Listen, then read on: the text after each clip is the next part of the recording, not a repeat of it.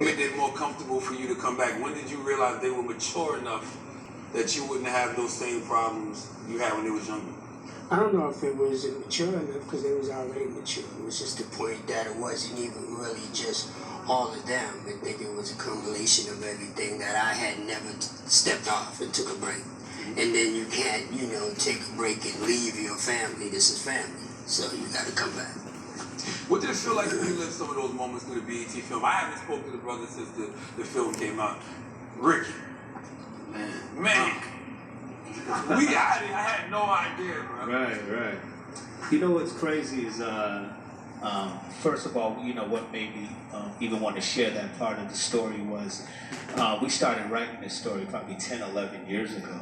And, someone said to me, what the biggest hurdle for me to overcome was just the shame and the embarrassment of what I thought everyone was going to think of me and all of that. And someone that I know who I was close to in the business, told me, look, bro, you can't save your face and your ass at the same time. So I said, hey, I chose that. So someone inspired me to do the same thing. So I figured in telling my story and sharing that in hopes that I could do the same thing for someone else. Good job. Definitely good job.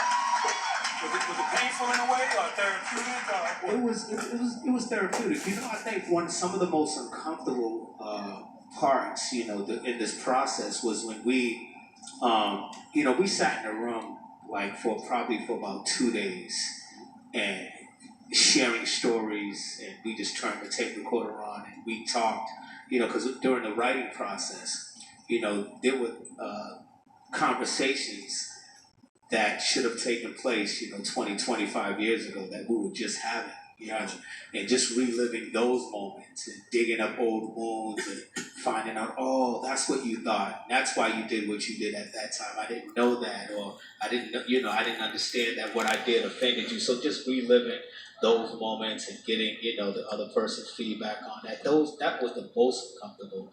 And then I think, once we told the story, I think our biggest challenge was just kind of let go and trusting Jesse and trusting Abdul, the writer, trusting Chris Robinson, that they would just be able to tell the story in an authentic way that was true to us. Now, Mike, I know you was keeping your foot on, the network's neck to get the New Edition story right. Even other networks that wanted it, you didn't want to take it there because you wanted it to be done right. Was it done right to you?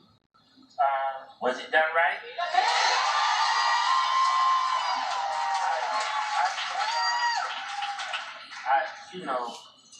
It's interesting because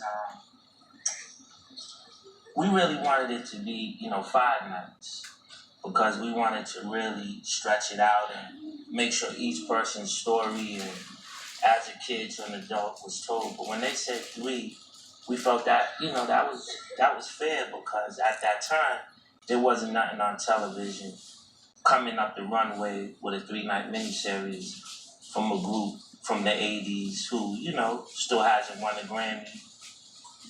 Some of the bigger awards. So some networks didn't understand everything in this room. Like, they didn't know this existed with New Edition. You know what I mean? So when we made that decision to go to BET, and they said, look, we normally don't do movies at this level with this type of budget, but we're going to go out and get the paper, and we're going to stand by it, and we're going to put Chris in the driver's seat, and we'll bring one of your own as a producer. You know what I mean? As a producer. There you go, bro. It allows some of us like myself and this fly singer here with these and Bob and these real strong personalities to just fall back. Because we felt like we had 2 eyes that represented everybody. So in actuality, going to BET allowed Brooke to be there every day, because all of us wasn't there every day. But the days we weren't there, we were each working with each other's man. And all we had to do was make one call, Charlamagne, and whatever it was, if it was clothes, a line in the movie, or how you was coming across, you shoot it to Brooke, and before you know it was done. So to us, it was the best thing, and we're just so proud of the younger generation that caught on. You know what I mean? It seemed like y'all got introduced to a whole new generation. It ain't the grandmas and the mamas and aunties no more. It's the kids and everybody now. Yes, that touches us, and we was just back there with a little candy girl a little while ago. Yeah. Jamela Lemieux, Yeah, right daughter. there. I see her right there. It's crazy because, man, how old are you? How old are you? Maybe 4? She's 4 years old, right? And I walk in the room, I got my glasses on, you know, I'm trying to be low key. Y'all know I'm the low key cat in the crew, right? And she says, Ronnie! Right? And yo, that just warmed my heart, man. And we've been on the road as well. With DeVoe Johnny has been out with Charlie Wilson and Fantasia, right? And when we see these audiences now, it's not only the adults coming to the show singing in the seats or what have you, but they're bringing their kids. We see 4-year-olds and 10-year-olds and 15-year-olds, and we're bringing them up on the stage, and they're living this experience called the New Edition story, and it's such an amazing thing. Yeah. Such an amazing thing. Other than a new generation of people being introduced to y'all, how has the biopic changed y'all lives? I want all of y'all to answer that, 'cause I know everybody probably got a different answer. Start with you, Johnny. You haven't been saying much. Johnny doesn't let his beard grow great, but he just want to be the old mature and laid back. Yeah, you know, I stopped lying, man. So I took the paint, I stopped painting and everything. It was funny. We got out of the car, and this guy looked at me, looked at everybody. Hey, Ron, what's up, Rick? Right.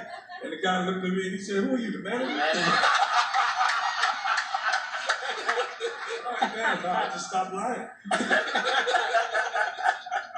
So how has the movie changed y'all lives? Well, gosh, when you just talk about looking at social media and seeing all the babies, I mean, a whole new generation, just doing all the songs and watching them doing the routines. And when you go places like in a concert, you're seeing little babies. And I mean, it's just, it is really, truly amazing.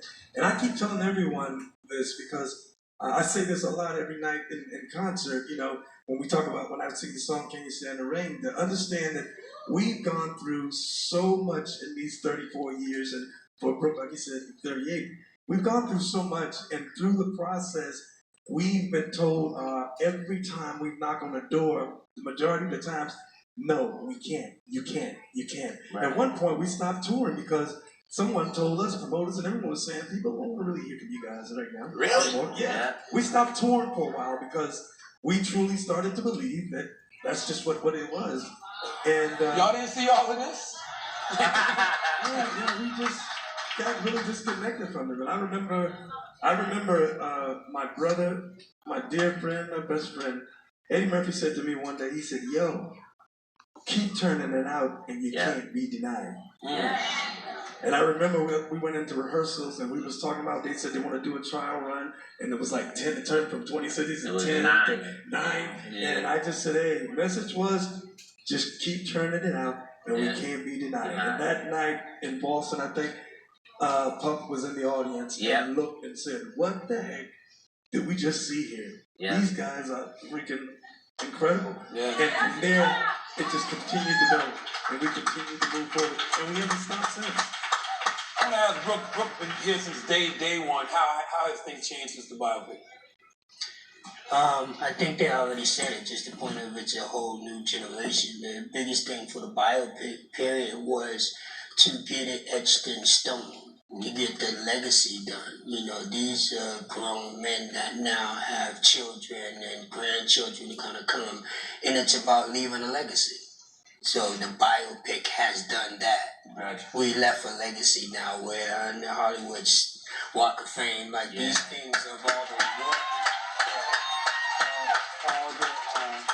the work that they've been doing for the last 34 years now, we all can feel the appreciation. We feel it every day that they're in front of you guys. And like Mike said, the world just didn't know what this connection was for the culture. You know, there's other groups that they know, and this group is low-key been sat back here because the world don't want to see it. You know, even went to another group in our family, Boys to Men, started getting accolades bigger than this. But this is the truth. Yeah. Another thing I loved about the movie, like y'all really from the hood, like the hoods of Boston. So I always wondered, how did y'all manage to create so many like great love songs, because y'all could have been rappers, but you did Can You Stand the Rain? You know what I'm saying? Right. But y'all did those type of records, but never lost like that toughness about you, that hoodness about you. How were y'all able to do that? I mean, we did love songs just because we was trying to get at the girls, and we know that's what they like. You know, we grew up listening to Marvin Gaye and Teddy Pendergrass and Blue Magic, the Temps, and they always had slow songs. And whenever you saw them singing those songs, you know, the girls would just go crazy. So we said, yo, we got to do that as well. Another thing I wanted to touch on real quick when you asked, you know, how his life changed for us since the movie. One thing that movie did for us personally, it actually brought us closer together. I mean, there's a lot of, things, a lot of challenges that we meet because we're friends and we grew up together, but we're also professional partners as well. And there's a fine line of just walking that line of your personal relationship and your professional relationship. So, there's a lot of challenges day in and day out with that. And I'm sure some of you guys saw, all of us didn't, we weren't always together, even during the promotional process of that movie, but once it hit. Like right now. Exactly. It's a roller coaster ride. It's a continuous roller coaster ride for us sometimes. I mean, but of course, we all have love for each other, and we feel like we have a connection with you guys, and our life is an open book right now. Even though we grew up in the era where you were supposed to keep your dirty laundry swept under the rug, this is a social media informational age we're in right now, and we're open. We don't mind just telling you guys the truth because you guys are part of this ride with us. So thank you for that. Mike don't want me to tell too much. No, He's saving some parts for the next chapter of the movie. I do wonder how things would have been different with social media for y'all. Do you think y'all would even? Well, it was like 10:30. I was up in Boston at my mom's, and my phone rang, and it was Bob. He was like, "Yo, that ish was dope. Did you like it?" I said, "I loved it, babe. It was crazy. It was a roller coaster." He said, "Damn, babe. Did you ever think we would make a movie and all those people would tune in?" I was like, "Hell nah." Really? And it's 7:30 here though, so you could see how people were going to sleep. So we talking. Dougie called, "Yo, movie was insane." So I clicked him in. We on the three-way, and them dudes started talking. I put them on mute and just started doing what I was doing. They talking about who's the best entertainer. So I'm like, okay. So I was like, all right, yo, my battery. So I put it down and I plugged up, right?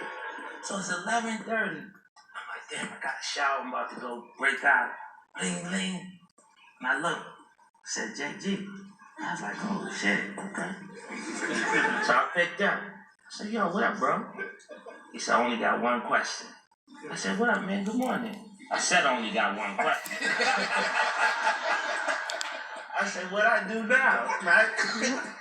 He said, yo, man, what's the $100 million question? What we gonna do now? Right? And so I was so hyped up because Bob and Dougie drank me.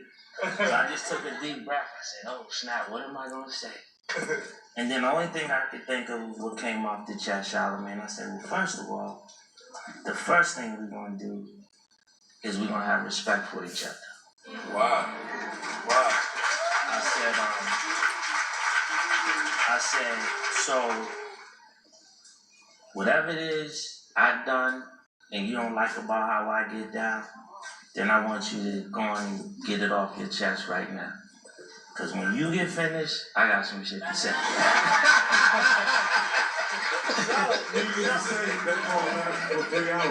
right. So then we came up with a slogan. We said, well, go ahead, who want to go first? Keep it 100. So we actually talked. And then it was going and going, and then Terry Lewis got on. We was like, yo, we need music. Then it went on, and we was like, no, what lawyer we gonna use? Then I interrupted someone at a record label and said, yo, kill your meeting. I got no addition on the line. We had a song, a lawyer, and a record deal in 3 hours. But when we realized what we were doing because of where we were in our spirit, we said, yo, tonight we gotta get everybody else. We're gonna get on this phone, and at 7:30, January 27th, all the voices was on the line. So what did the movie do, like Rick said? Brought us all together. Absolutely.